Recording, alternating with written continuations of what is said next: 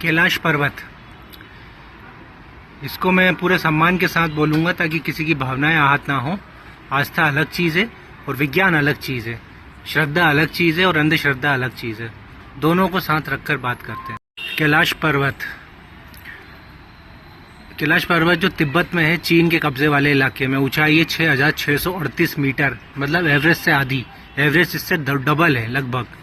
ये हिमालय की गंगडीज रेंज का हिस्सा है। दिखने में पिरामिड जैसा लगता है। चारों तरफ से खड़ी दीवारें हैं इसकी, चार तरफ एकदम खड़ी सीधी दीवार, चारों तरफ से बर्फ से ढका रहता है। इसके बाद 2 झीलें, एक मानसरोवर है, एक राक्षस ताल है। कोई भी इंसान आज तक ऑफिशियली इसकी चोटी पर नहीं चढ़ा है। जो भी ये कहानियां हैं, चाइना ने 1980 के बाद यहाँ पे चढ़ाई को ही बैन कर दिया।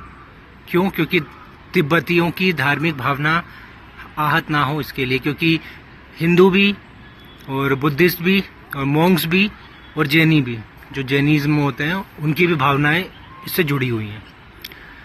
तो कोई चढ़ नहीं पाया का मतलब ये कोई चमत्कार नहीं है कि कोई चढ़ नहीं पाया। एवरेस्ट पर 8,000 से ज़्यादा लोग चढ़ चुके हैं, क्योंकि वहाँ पे कोई बैन नहीं है। लेकिन यहाँ पे बैन है क्योंकि ऐसा कहा जाता है कि कैलाश पर्वत पे शिव भगवान रहते हैं। मतलब बचपन से जो कहानियाँ किससे सुनते आए हैं, उस हिसाब से अगर देखो तो कैलाश के चारों तरफ चक्कर लगाने को परिक्रमा कहते हैं। टोटल 52 किलोमीटर का रास्ता है। अब शायद थोड़ा कम हुआ हो तो पता नहीं, लेकिन ऑफिशियली तो 52 से 50 कुछ किलोमीटर का उसका परिक्रमा करने का हिस्सा है। ऊंचाई 4,500 से लेके 5,500 मीटर तक जाती है, इसलिए सांस लेने में दिक्कत होती है। ऑक्सीजन मैदानी इलाके से 50% कम है। तापमान -20 से -40 तक चला जाता है, इसलिए शरीर जवाब दे जाता है। कैलाश कोई ज्वालामुखी नहीं है, ये ग्रेनाइट की चट्टान है। दिखने में शिवलिंग जैसा लगता है क्योंकि कटा वैसा हुआ है। लाखों साल की हवा, बर्फ, बारिश, आंधी, तूफान ने इसे ऐसा शेप का बना दिया। जैसे जब रेगिस्तान में जाओ तो वहाँ तेज हवा किस तरीके के रेत के टीले बना देती हैं, अलग अलग शेप के, अलग अलग साइज के, उस तरीके से। इसे नेचुरल पिरामिड कहते हैं जियोलॉजी में। दुनिया में ऐसे 5-6 पहाड़ हैं जो पिरामिड जैसे दिखते हैं। पाकिस्तान में नंगा पर्वत भी ऐसे ही दिखता है। तो अनोखा नहीं है, लेकिन दुर्लभ है। कैलाश के चारों तरफ नदियाँ निकलती है, सिंधु, ब्रह्मपुत्र, सतलुज, कर्णाली। लोग इसे जल का स्रोत भी कहते हैं। ऊंचे पहाड़ पर बादल जल्दी बनते हैं, इसलिए हमेशा धुंध और बर्फ वहाँ रहती ही रहती है। बादल भी बिल्कुल पहाड़ के पास ही रहते हैं, तो बिजली गिरने का डर भी वहीं सबसे ज़्यादा लेता है। सैटेलाइट से अगर फोटो लो तो भी जो चोटी है उसकी वो बादलों से दिखती है, इसलिए लोग कहते हैं कि रहस्यमयी है, जबकि ऐसा कुछ है नहीं। असल में मौसम इसकी वजह है। यहाँ रात का तापमान इतना गिरता है कि पत्थर भी चटक जाते हैं। इसे फ्रीज थॉ वेदरिंग कहते हैं। इसी से पहाड़ का शेप बनता है। कैलाश के आसपास लोहे और मैग्नेटाइट की जो है चट्टानें बनी हुई है, इसीलिए वहाँ पे कंपास काम नहीं करता। ये कोई जादू नहीं है, ये कोई चमत्कार नहीं है कि आपका वहाँ पे सिग्नल चला जाएगा या आपके कंपास उल्टे सीधे बिहेव करना शुरू कर देंगे या आपको दिशा भ्रम होने लगेगा या आपको चारों दिशाएं उसी एक जगह दिखाएगा। ये सिर्फ इन्हीं मेटल्स की वजह से है जो वहाँ पे पूरे जो चट्टानें हैं उनके अंदर कोई ना कोई मेटल ज़रूर है। लोहे और मैग्नेटाइट तो है वहाँ पे, इसीलिए कंपास कई बार काम नहीं करता। इसे मैग्नेटिक एनोमली कहते हैं। हिमालय में ऐसी 200 जगह हैं। ऊंचाई पर टावर नहीं लगाए जा सकते, इसलिए नेटवर्क नहीं आता। सोलर रेडिएशन भी बहुत ज़्यादा है। किस चीज़ से? क्योंकि वहाँ पे पता नहीं किस तरीके के पत्थर होंगे, चट्टानें होंगी, वो किस चीज़ से बना है। हो सकता है लावा से ही बना हो सकता है किसी और चीज़ से बना हो, तो कह नहीं सकते कि किस चीज़ से बना है। इस रेडिएशन की वजह से हमारी स्किन भी खराब हो सकती है, क्योंकि वहाँ पे धूल के जो कण रहते हैं वो बहुत ही छोटे रहते हैं, जो सांस के साथ हमारे मुंह में, नाक में, कान में सब जगह जा सकते हैं। इसीलिए आसमान ज़्यादा नीला दिखता है। लोग इसे दिव्य प्रकाश समझ लेते हैं, ये गलत है। असल में रेलिक स्कैटरिंग इसका असर है। इसको रेलिक स्कैटरिंग कहते हैं, जब आसमान पूरा नीला दिखता है। कैलाश के बाद भूकंप भी आते रहते हैं, क्योंकि ये 2 टेक्टोनिक प्लेट के जोड़ पर है, इसलिए ज़मीन हिलती है। ये कोई जादू से नहीं हिलती कि वहाँ कोई चढ़ रहा है तो शिव जी को गुस्सा आ गया तो उनने ज़मीन हिला दी, ऐसा कुछ नहीं है। तो कुल मिलाकर कैलाश एक खूबसूरत, ऊंचा, ठंडा पहाड़ है। रहस्य और चमत्कार के पीछे इसका क्या सच है कि लोग वहाँ पे मानते हैं कि बहुत बड़ा कोई रहस्य है, कोई भगवान है या ये है। समय तेज़ी से बीतता है, हमारे बाल और नाखून जो है वो तेज़ी से बढ़ते हैं, लोगों का कहना है। ऊंचाई पर एल्टीट्यूड सिकनेस होती है, दिमाग में ऑक्सीजन कम हो जाती है, इसीलिए समय का हिसाब पूरा बिगड़ जाता है। नींद भी अजीब आती है, बाल और नाखून तेज़ी से बढ़ते हैं, सच है क्या? ठंड में ब्लड सर्कुलेशन जो है वो धीमा हो जाता है, वापस नीचे आने पर शरीर जो है वो रिकवर करने लगता है। तो लोगों को लगता है कि एक साथ बढ़ गए, कोई स्टडीज़ का सबूत नहीं देती। बूढ़े लोग जवान दिखने लगते हैं या जवान लोग बूढ़े दिखने लगते हैं। सच क्या है कि यूवी किरणें जो रहती है वहाँ पे तेज़ होती हैं, इससे टैनिंग होती है, हम काले पड़ जाते हैं क्योंकि धूप के पास पहाड़ इतना ऊंचे रहते हैं, बिल्कुल आसमान छूते हुए। 12,000 मीटर कोई 6,000 मीटर कोई कम थोड़ी ना है। कोई स्टडीज़ का सबूत नहीं देती। वापस आने पर लोग वापस हेल्दी लगने लगते हैं। आवाज़ें आती हैं डमरू की, शंख की, किसी की ओम बोलने की। तो सच क्या है कि पहाड़ों में इकोस्टिक इफेक्ट होता है, हवा तेज चलती है, गुफाओं से टकराती है, सीटी बजती है। आप अपने घर में एक ऐसा गोला सा बनाओ, जब तेज हवा चलेगी ना तो उसमें से हवा आएगी, तो वहां से इस तरीके की आवाज आएगी। तो यही चीज वहाँ पहाड़ों में भी होती है। पहाड़ों में बहुत सारी गुफाएं हैं, पहाड़ों में बहुत कुछ है जिससे हवा टकराती है, तो इस तरीके की डमरू की, शंख की, ओम बोलने की, इस तरीके की आवाजें आती हैं। ये सच है, इसको इकोस्टिक इफेक्ट कहते हैं। ये कोई भगवान या कोई वहाँ पे बैठ के कोई जाप नहीं कर रहा है। हवा तेज चलती है तो गुफाओं से सीटी आती है, नॉर्मल बात है। ये सच्चाई, वैज्ञानिक सच्चाई है। बर्फ के टूटने की आवाज भी गूंजती है, जब बर्फ टूटता है या कोई पत्थर टूटता है तो उसकी आवाज भी गूंजती है। यूएफओ दिखते हैं, इसका क्या सच है? ऊंचाई पर लाइट का रिफ्लेक्शन अलग होता है, तारे ज्यादा चमकते हैं। हवाई जहाज की लाइट भी यूएफओ लगती है। चढ़ने वाले जो लोग हैं क्या वो मर जाते हैं? -40 डिग्री बर्फीला तूफान, ऑक्सीजन की कमी, भाई कोई भी मर जाएगा। इसका मतलब ये थोड़ी है कि भगवान ने ऊपर से मार दिया तुमको, कि वो नहीं चाहते कि तुम हमसे मिलने इधर तक आओ। तो ये सब ऑक्सीजन की कमी है। -40 डिग्री का बर्फ आ रहा है, बर्फीला तूफान आ रहा है, ऑक्सीजन की कमी है। एवरेस्ट पर भी हर साल 5 से 10 लोग मरते ही मरते हैं। ये प्रकृति का नियम है, कोई श्राप नहीं है। अब परिक्रमा एक दिन में 1 साल की लगने लगती है। शरीर इतना ज्यादा थक जाता है, आपको वहां तक पहुंचते ही जो क्या कहते हैं उसको, गंगोत्री के बाद तपोवन तक जाओगे ना, उसी में आपका शरीर जो है वो इतना ज्यादा थक चुका होगा चलते चलते, चढ़ाई चढ़ते चढ़ते, कि आप में हिम्मत ही नहीं बचेगी।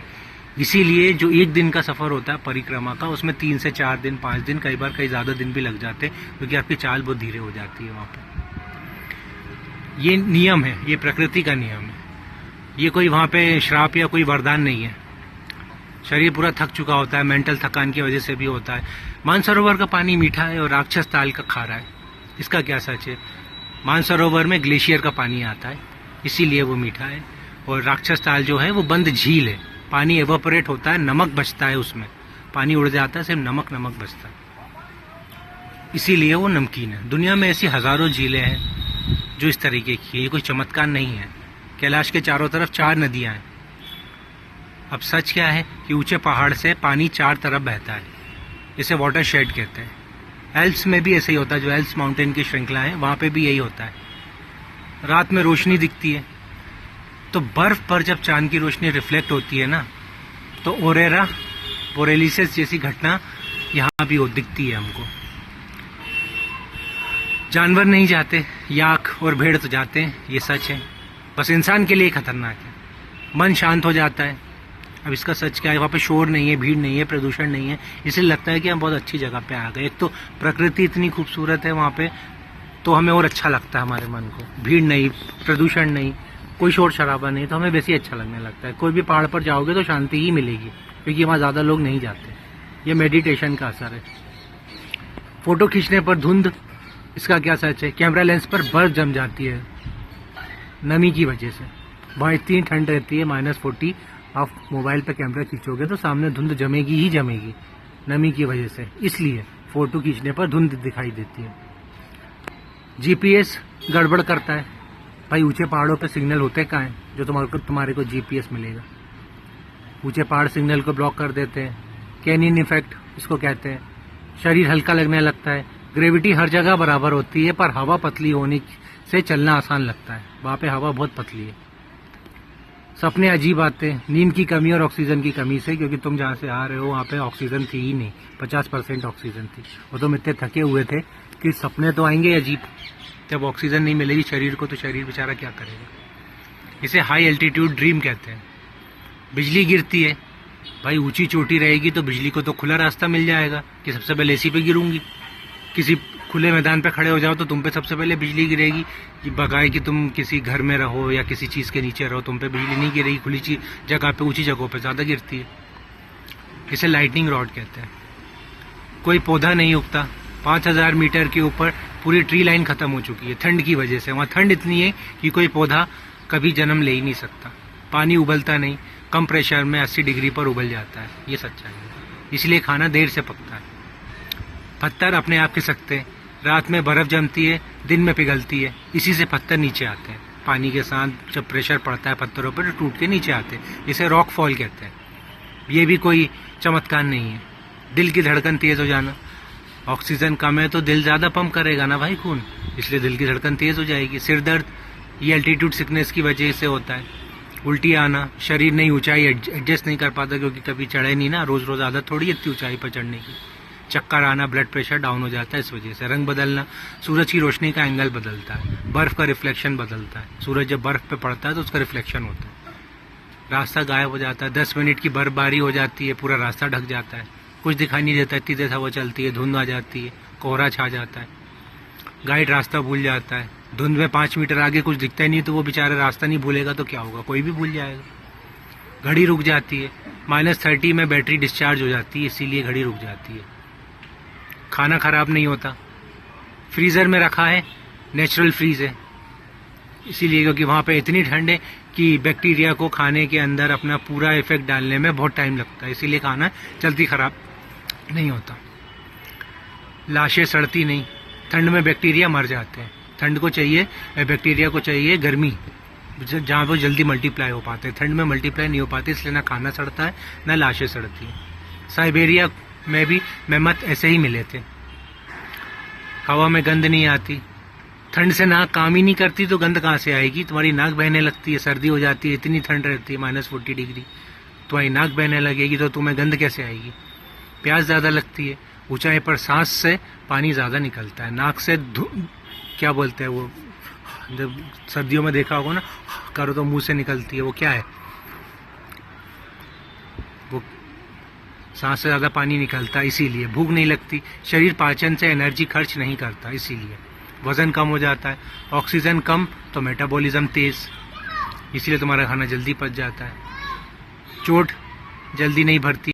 ब्लड सर्कुलेशन धीरे हो जाता है इतनी ऊंचाई पर ठंड की वजह से, इसीलिए इम्यूनिटी डाउन हो जाती है। तनाव ठंड की वजह से हो जाती है। वो आँखों में दिक्कत, यूवी और बर्फ़ का रिफ्लेक्शन होता है, इसीलिए आँखों में दिक्कत होती है। क्योंकि जब तेज़ धूप पड़ेगी उस पर तो बर्फ़ चमकेगा।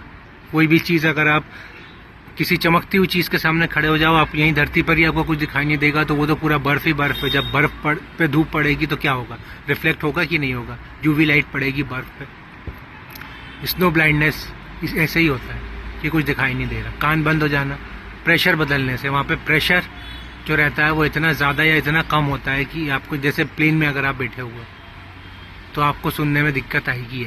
जब आप नीचे उतरोगे, अलका याग्निक के साथ क्या हुआ था, प्लेन में से जब उतरी तो उनको कुछ सुनाई नहीं दे रहा था, वो प्रेशर की वजह से। ऊपर प्रेशर अलग होता है, नीचे ज़मीन पे अलग होता है। नाक से खून आना, हवा बहुत ड्राई है इसीलिए खून आता है। जोड़ों में दर्द ठंड की वजह से होता है। मूड स्विंग हार्मोन और नींद की कमी से होता है। हेलुसिनेशन जो होता है, ऑक्सीजन की कमी से दिमाग गड़बड़ करता ही करता है, क्योंकि ऑक्सीजन नहीं मिल रही दिमाग को तो दिमाग कुछ का कुछ सोचने लगता है, उसे हेलुसिनेशंस कहते हैं। समय सीमा, जो समय रहती है वो बहुत धीमा हो जाता है। बोरियत तो थकान की वजह से कि यार चलते जाओ, वो दिख रहा है लेकिन आ ही नहीं रहा, तो बोर हो गए कि वो देखो दिख रहा है सामने लेकिन चलते जा रहे हैं फिर भी नहीं आ रहा। वो दूरी का अंदाजा नहीं लगता। हवा साफ तो पहाड़ पास लगता है कि वो देखो वो रहा पहाड़, लेकिन फिर भी नहीं पहुंच पाते, अंदाजा नहीं लगा पाते। इको बहुत देर तक होता है, पहाड़ों से आवाजें टकराती हैं इसीलिए इको होता है। बादल नीचे से ऊपर, गर्म हवा ऊपर उठती है और ठंडी हवा नीचे रहती है। रात में नीला प्रकाश, बर्फ पर चांदनी का रिफ्लेक्शन, जैसे दिन में सूरज का रिफ्लेक्शन होता है वैसे रात में चांदनी का रिफ्लेक्शन होता है, इसलिए नीला प्रकाश दिखता है। तारे बहुत बड़े दिखते हैं। वहाँ पे प्रदूषण नहीं है, हवा साफ है।